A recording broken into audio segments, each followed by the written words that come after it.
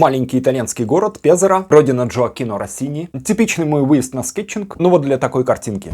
Как в Италии у меня проходят планеры на практике. Сначала кофе. Кому зачем нафиг нужен этот скетчинг? Мне, чтобы научиться понимать архитектуру на родине архитектуры. Чтобы учиться у древних не только по книжкам, но и видеть, как это все, вот это все работает в камне, в натуре, в реальности. Допущение, они это сделали, значит и я могу научиться, поучиться, врубиться, руками потрогать, посмотреть, как в контексте работает. Блин, они же смогли, значит я тоже смогу. Фотография не работает.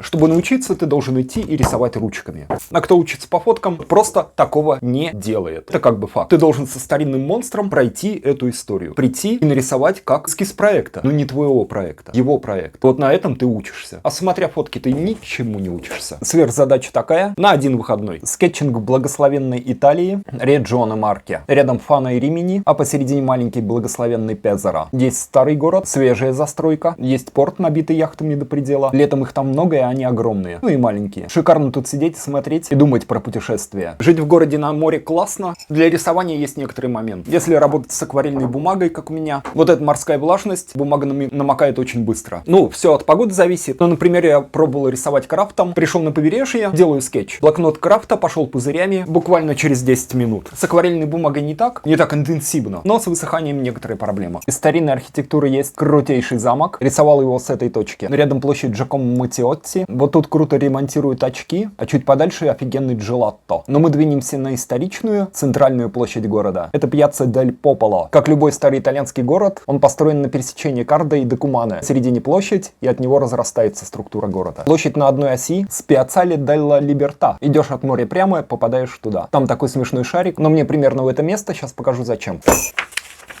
Нужно было понять, как простая форма входа становится прекрасной. Какие пропорции, какие секреты. И параллельно был проект, где мне нужно было организовать такие структуры.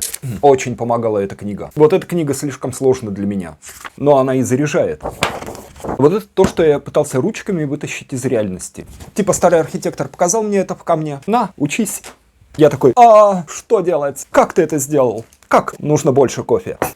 Нужно меньше спать, нужно больше учиться. Но ты же в Италии, Эда. Иди рисуй. Окей. Значит так, делаю так. Двигаю в центр. Пьяцца дель Пополо. Сначала двигаю к театру Россини. Такая площадь. Театр Россини. Фонтан. Вот здесь. Самая вкусная пицца Пезаро. Беру эту пиццу и двигаю на фонтан. Вот он симпатичный. Сажусь на ступеньки. Смотрю на невероятный театр Россини. Иногда рисую. Как круто и мощно с рустированными колоннами. Сверху круто. Обалдеж. Вот здесь обалденное джелато. Мороженое. Тут симпатичное кафе. Тут обалденные булочки. А вот тут кафе с Wi-Fi. Двигаю обратно в центр, на Пьяцца дель Пополо, к крутому старинному домику, который нынче занимает почта. Какой она огромный и крутой, но мне вон туда. И вот то, что я пытаюсь понять. Сама эта колоссальная лапорта. Я становлюсь напротив, вот сюда к магазинчику. Или вот здесь за кустом. И получаю такой симпатичный вид. Сначала разглядываю детали. Одновременно пытаюсь понять общую форму. Потом стараюсь упростить это все в голове. Иногда не просто сосредоточиться, да. Попытаться свести это все до базовых форм. Нарисовать сначала базовые формы, а потом усложнить их детализацией. Теоретически звучит просто, на деле немножко трудно. Для рисования того эскиза использовал перья звездочка и ручку лами.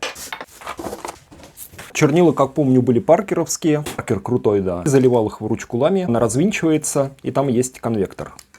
Вот такой. Туда заливаю и радостно рисую. Или само перо звездочка макаю прямо в эту банку паркеровскую. Рисовал в 2017 году. Получилось примерно вот так. Весьма обобщенно, я бы даже сказал тезисно. Но мне нужно было понять, как работают базовые формы. Не сказать, что у меня это получилось. Я в общем и целом не очень доволен результатом. Но понять то, что это можно и нужно делать, и как, хотя бы теоретически, как я могу это проектить, такое понимание в материальности пришло. А вот это мне и нужно было. Вот это для меня смысл этого скетчинга. Как будто старый архитектор, который построил этот великолепный домик, дал мне немножко поучиться на уже готовом великолепном материале. Что может быть лучше? Вот для этого и весь мой скетчинг. Для того, чтобы учиться у древних. Те, которые нам уже ничего не расскажут. А мне расскажут. Мне расскажут. Потому что я приду туда и буду фигачить, как лошадь. Чего и всем желаю. Уроки по моей графике внизу в описании к видео. Тут крутые плейлисты. Выжимка из всей этой итальянской большой, ну и европейской истории. Меня зовут Эдуард Кичигин. Всем кофе, хорошего дня. Чао-чао.